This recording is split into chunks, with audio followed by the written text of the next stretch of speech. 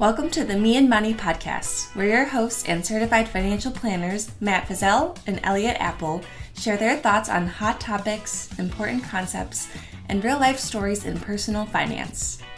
Hear from Matt and Elliott as they share lessons learned in their own financial journeys and those they've witnessed throughout their careers while helping clients.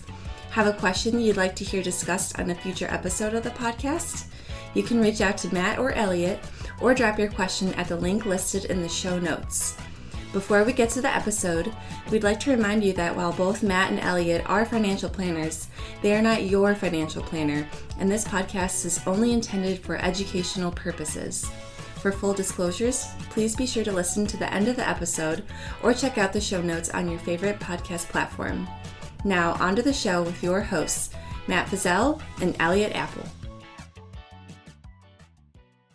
All right, welcome back to another episode of the Me and Money podcast. Elliott, how's it going? It's going well over here. Yourself? Yeah, can't complain. It's feeling like spring finally, so. It's definitely getting humid here. Yeah. If it's not the cold, it's the humidity, that's for sure. Yep. All right, you suggested this topic the other day. I think this is a good one, and I don't know if it ever really goes away. So why don't you share what was on your mind, and we'll just have a conversation about it. I feel like a lot of people feel like they're behind, whether it's in savings goals, investment goals, anything like, oh, I don't have X saved, right? We read those studies of you should have X saved by the time you're 30 or 35 or 50 or retired, or, these general rules. And I think both of us agree we generally don't like general rules because personal finance is personal and everybody's a little bit different. But I think there's this sentiment of I'm X age, I don't have this much saved, or I feel like I should have more. I feel like I'm behind. And I see a lot of posts like that online. And that was sort of my inspiration for this is, let's say you are 40 or you're 50 and you only have insert the blank saved. What do you do? Where do you go from there? Yeah. So I love the question. Like, where do you want to start with this one? How do we want to approach this topic? Because I think there's a lot of ways we could go. Like, there's certainly psychology going on, behavior of how we're spending our money, what we're doing with our money. There's all sorts of fun things we can dig into. So if you were feeling that, where would you start? I mean, I'm probably not the average person because I like living in spreadsheets. So I wouldn't recommend this. I wouldn't recommend just jumping into a spreadsheet, but I think it is important to take a step back and figure out where are you today? And if this goes into the future and you follow these same patterns, what does that look like 10 or 20 years from now? And that could be either working with a financial planner to figure that out, DIY approach, dare I say maybe an AI tool and see how that works out. I don't know at this point how well they do that, but some sort of retirement calculator maybe online is a better use of that. Because I know there's plenty of those good ones to say, hey, if I have this much saved, I assume X rate of return, where does that put me and what does that mean in terms of income at that point? I think that's really important because I think a lot of times people feel behind, but if you keep projecting into the future, you might be surprised where you actually get when you add 10 or 20 years to that compounding, right? Mm-hmm. I think a lot of people are surprised by that. At least that's been my experience sometimes. It's like, oh, I'm not where I want to be today, but in 20 years, it doesn't look so bad, actually. Yeah. No, I think that's great. I would probably take a very different approach to that. Let's hear it. The only reason I think those are great things that we're going to have to get to at some point in time. But I think the better question is, like, why do you feel behind? Like, what's missing? Yeah. Is anything missing? If not, like, what's feeding that feeling? Is it what you're reading on Reddit? Is it the terrible thing of, Instagram where you see people taking vacations seemingly all the time and they look like they have it all together? Maybe you just need to go on a vacation. And if you can afford that vacation, like, great, like, problem solved. Maybe we don't even need to do the calculators. I don't know. I think a lot of times it's very easy to feel, and numbers don't take away the feelings. Like, it's kind of the ironic thing about what we do. Like, I think a lot of people come to us for number help, and then it's really just like the questions we ask that help the numbers make more sense, and we can provide some clarity on what it is they're trying to do. And the reason why I would go that way is we've both seen it, like the people who have all the money in the world and they're never going to spend it all, and yet they feel like they can't give to charity. They feel like they can't give it to their kids before they die. They feel like they're restricted in some way. So I think that's where I would start. Like, what is the restriction? Like, what's making you feel like there's some obstacle in front of you that you can't overcome? And let's just start there. Yeah, I love that. I think that's a great way to start, because I think you hit the nail on the head. It used to be you just saw what was going on around you, right? Like in your neighborhood or your school district or your work. And nowadays you read and see video of a billionaire going on a vacation on a giant yacht that you're never going to have, right? Like it's a strange thing compared to what it used to be. Right.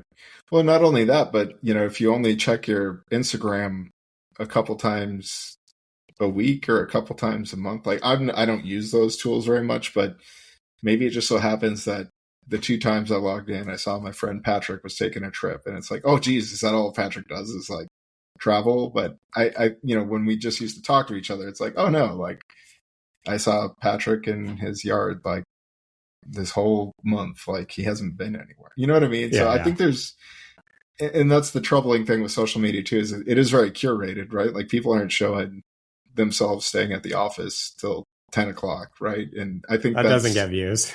No, it doesn't. And you don't have time to do it, quite frankly, right? Because you're probably busting your butt at work. So yeah, I think that's a good place to start. But I want to go into your spreadsheets next, because I think there is something to that. So, and this is, again, I'm just very biased. Like, I think a lot of times people, when they feel crunched, like, or they feel like maybe there's been a heavy month of expenses or a heavy season of expenses and money feels tight, I think that can cascade into, well, I haven't been saving enough for retirement. Am I going to have to do this forever? Do I hate my job and I'm never going to be able to retire?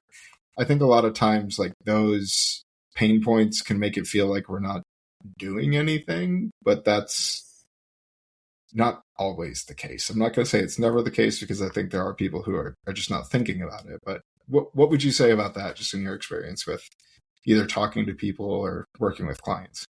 Yeah, when you said that, it sort of reminded me of, I think we're all naturally inclined to believe that whatever we're experiencing, we're going to forecast that into the future, right? It's hard to forecast 5 years or 10 years, but take a moment as we're talking and think, where was I 10 years ago? And this could be financially, fitness, relationships, like any area of your life. Where were you 10 years ago or 5 years or 20 years ago? And just think about how different, I'm guessing for most people, how different that is compared to where you are today.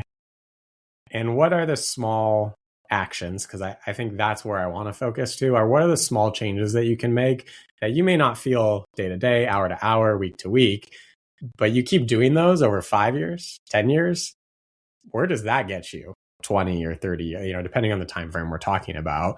But even 5 years, where does that get you 5 years? And I think we underestimate a lot of the time what 5 minutes a day or 10 minutes a day or those small micro actions can do when they start to compound. And that's where I like setting up that financial plan and looking at that, because then you can start, at least financially, but you could do this in any other area of your life, right? If it's an extra $10 a month and you invest that or you save that or whatever, right? Whatever goal you're working towards, where does that get you in the next 5 or 10 years? And how does that compare to the 5 and 10 years before that? Yeah. Yeah. And I love that. And that's where I think like it's this point in time where the calculators do start to matter, because especially if you're younger or maybe you've put off saving for retirement and it feels like you're doing all this work just to see nothing happen. Like that's where you can see the crazy thing of compounding interest towards the end. And I'll never forget this 2 years ago. Like I had a conversation with a fairly young client, and they were so pumped to break $100,000 in net worth, which is a massive achievement. Yeah, and I said, the crazy thing is, like, we're going to be celebrating 200,000, like, in the next 3 to 5 years. And they didn't believe me. And I mean, the market's been very good for the past handful of years. So it actually happened even faster than I thought it was going to happen, just based on how much they save. And then they just sent me an email the other day. Like, did you see the net worth? It's already over 200. I'm like, yeah, like that's awesome. So yeah, and I think it was a Bill Gates quote. Like we overestimate what we can do in 1 year, but we dramatically underestimate what we can do in 10 years. And I think that's your point, right? Yeah. Like small actions over a long period of time have like extraordinary consequences, and they can be good consequences too. Or they can be bad depending on how you approach it. Right. I was trying to go positive. No, I love it. But I think that's also a reminder that if you don't take action, right? If you just ignore it and do nothing, that nothingness also compounds. Mm-hmm. And I think that's where something oftentimes is better than doing nothing. There are cases where doing nothing is better, but we're talking about some improvement or something where, even some step forward, even if it doesn't feel like it's enough, right? Say you run the calculator and you're like, oh, I need to save $500 a month. There's no way I can save $500 a month. So you're like, well, I'm going to spend $500. Well, what if you could spend 100? It's just 1 month. It's just one trip. It's exactly. But what if you could do 100 and then you're like the next month, oh, that wasn't too bad. I could do 150. And then, a year later you get a raise. You're like, oh, I don't need to spend as much as I was. It's too like all of those are getting you closer to the goal as opposed to compounding farther away. Yeah. Yeah. And there's the other like cliche, like the hardest thing about going to the gym is deciding to go to the gym. Right. Yeah. And there's a lot of like psychological research. I sometimes struggle with like procrastination, right? Like for sure. I'm there with you. If I don't have a deadline, I'm just not going to do it. I need like the, fight or flight to get me going. But I think even just maybe spending some time on understanding where you do procrastinate and paying attention to that, like it can help you just say like, nope, I just got to do it. Like I just got to save $100. Like I'm just going to make that transfer today, not wait until the end of the month when there's nothing left. And I think too, like, budgeting sucks and it's not fun, but if you could just like spend the first time doing it, like spend an hour getting how you want your budget to speak to you and to give you information set up, it can really take 5 to 10 minutes a week to classify your transactions and get it done. And I guarantee anyone who's not budgeting will feel better having some insight into like where your money's going. I love that language, Matt. I think it is have your budget speak to you. Well, it's true, right? Like what story do you want it? Like what information do you want from it? Right? Like rather than it being this arduous chore of like, oh my God, like I have to like put all these things in a spreadsheet. Like, no, get a free tool or get a cheap, like Monarch Money's good. Just set it up so that it's auto classifying your transactions because you're probably doing a lot of the same things in a month. And then it will just tell you how much you're spending. And if you feel behind that you're not traveling enough because you're spending all your money somewhere else, like just stop spending it somewhere else and just take the damn trip, Now I'm going to have to put the explicit tag on this one. So Matt, I feel like we shift a little into the more concrete or tactical things we can do. So make a budget. Make a budget is one. What else would you do? If you don't have an emergency fund or at least a couple months of spending in the bank, get one of those. Like it's great. It's so funny because you see all the things on Reddit about how I just made $100,000 in my options tradings, today, and how euphoric that must feel. But I really think a lot of the peace of mind comes from that first 3 to 6 months of living expenses and knowing that if you lose your job, it's not game over and you're going to be like running on fumes and trying to find a job. If you do then start saving in a brokerage account or retirement, you can weather the storm and keep that going too. If you want to, if that emergency hits, it's going to really just help you stick to the small actions that you need to stick to. I'll stop there. Where would you start? I am going to add, not necessarily start differently, but I guess you could start this way. I would say, and I know it might be awkward, incorporate a friend.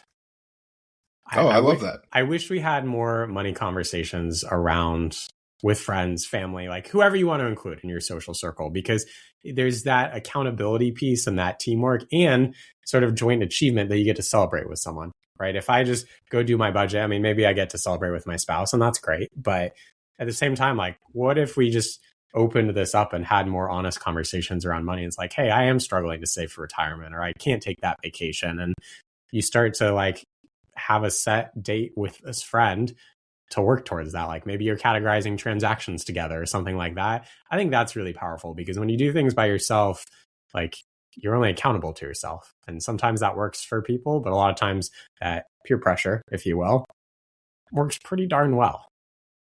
Yeah, no, I love that. And I'm actually going to agree with you. Like that should be step one, because I mean, we were talking about it before the show, but I was thinking about buying a different house, and like I ran the numbers about 10 different ways only to keep getting the same answer. But I just needed to ask Elliott, like, does my math sound right? Like, and then I felt much better. And that's really what we do. So. Yeah. That's a great example of like just having a second person be your eyes and ears on an issue can be great. And maybe it's more accountability to save more or spend more, or like whatever it is. I just wish we had more of those and it wasn't such a taboo topic in the US. 100%.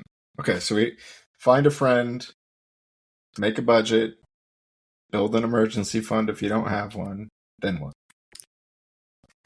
I don't know if this is then what, but I want to throw it out there and you can tell me where it fits in the piece. But I would celebrate the wins along the way. I think a lot of us wait until the very end of like, I achieved the big goal. What are the smaller goals that we can break this down into and actually celebrate some successes along the way? Because look, you may, like, back to my original example, if you're trying to save $500 a month, maybe you don't get there immediately. But if you go from 0 to 100, that's also a big win. Like, I want to celebrate that. That's infinite percent. Yeah, infinite. So like take those key milestones and make it fun, right? If you're doing a budgeting night with a friend, maybe that's the day, like you set aside money for eating out. Maybe that's the day that you do it, or you enjoy wine, or, whatever it is. Incorporate some things that you like to do with this, because I know this isn't the most fun. So for a lot of people, I suggest make it a fun date night. Yeah. And I say the same thing with, like, shall we say, spending conversations instead of budgeting. Yeah, I like that. Like, make it fun. Like, go get a beer, go get a appetizer. Like, it's a lot more fun than going to the gym and you can make it as fun as you want. Just, as long as it's within the spending plan, right? Yeah. So I love that. Yeah. Set some milestones, like enjoy it along the way. And I think that's too, where if you have a friend or some accountability partner, like making them a part of it can just be a good excuse to get together and go have fun with it. Yeah. Matt, I have a question. I'm curious your thoughts on this. I don't know if I have a strong opinion either way, but I know some people do extreme accountability, meaning if they don't reach a goal, some severe consequence. You can sort of name whatever that is. What are your thoughts? I mean, okay, I'll play ball on this one. I think for the right people, like, they do need that extreme motivation. I think that's where, like, Dave Ramsey has certainly found his audience. Like, yeah. I don't think Dave does anything bad.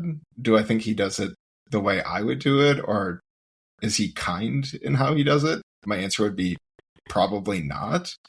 But some people don't.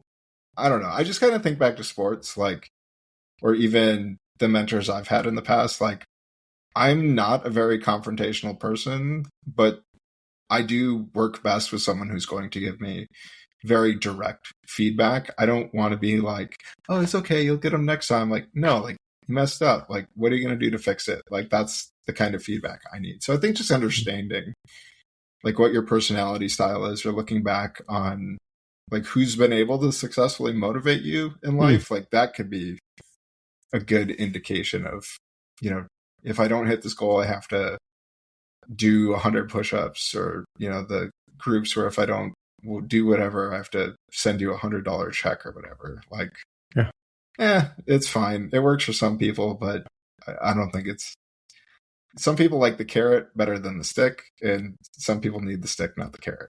Okay. So what I'm hearing is figure out how you're motivated and then set up things in a way that will make you successful in this journey. Yeah, that'd be no different than me saying, like, when you get your emergency fund, go take a trip. Like, well, I don't like travel. Like, well, okay. Like, what do you want to do then? You know what I mean? Yeah. It's a good point, though. I like just finding your accountability system. Yeah. Okay. Is there anything else that you do? If you're feeling behind, you have to get to a place where you feel good. Is there anything else that you do? I think just really pay attention to, like, as you're going through this and paying more attention to where your money's going and how it's being used. Like, just pay attention to where I always tell my clients, like, when you're doing the spending plan conversations, like, pick out the thing that was your favorite use of money and your least favorite use of money, and just understand that you have to constantly refine that. People, do take up new hobbies as they go through life. And I know you're taking a knife making class or something, right, Elliott? Yeah, later this year. Maybe you get 6 months down the road and you just look back at that and you're like, like, I'm not really pumped about this anymore. Like, what should I be doing instead? Or what can I do instead that would be more interesting? Like, I think a lot of people just kind of get stuck in habits or hobbies that they don't really enjoy anymore. And it feels more like work, or they're just not energized to go do it. Mm-hmm. And those dollars could be better used somewhere else. So just pay attention. Okay. Anything else? Work with the financial planner.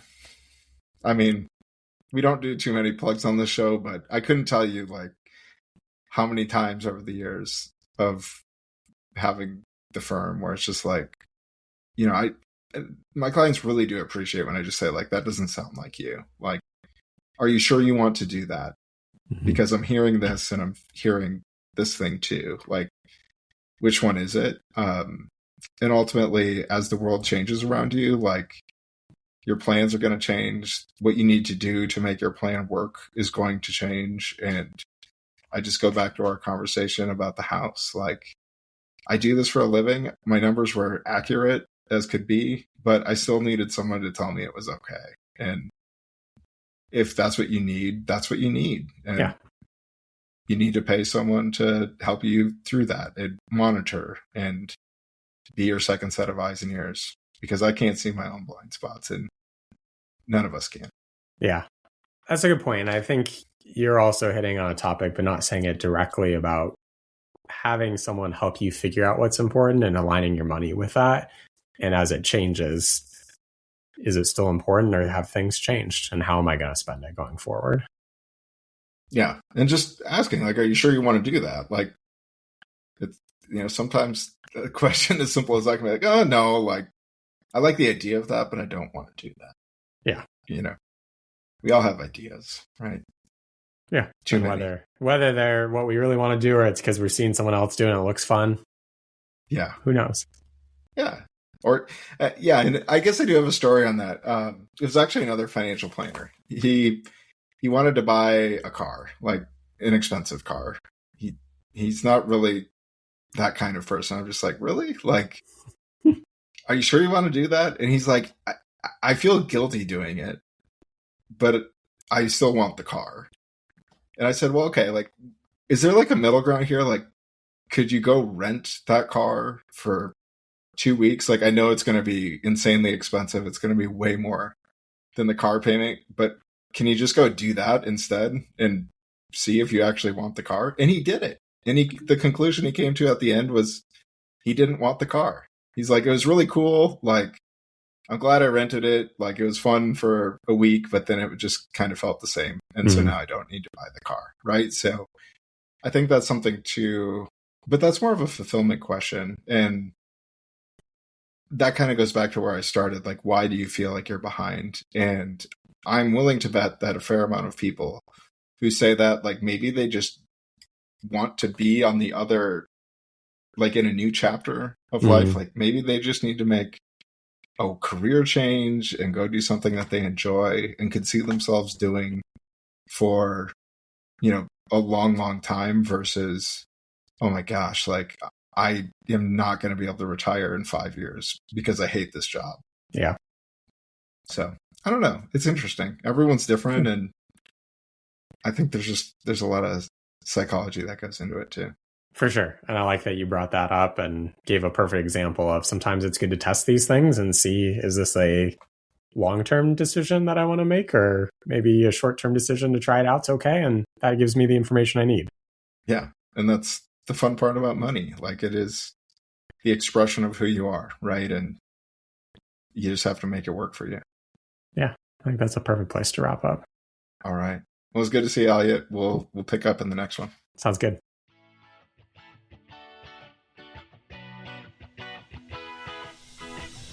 Thanks for listening to this episode of the Me and Money podcast. We hope you enjoyed the show. Have a question you'd like to suggest for a future episode? Drop Matt or Elliott a question at their email or use the linked form in the show notes. Like what you heard? It would be a tremendous help to us in our mission of having real conversations about personal finance by leaving us a review on your favorite podcast app. A few words can go a long way in connecting those looking for content like ours on their app of choice. You can also support the show by liking, sharing, and subscribing. Thanks again for listening, and be on the lookout for future episodes soon. The Me and Money podcast is hosted and produced by Harmony Outsourcing Services LLC. Matt Fizell is an investment advisor representative of Harmony Wealth LLC. Elliott Appel is an investment advisor representative of Kindness Financial Planning LLC.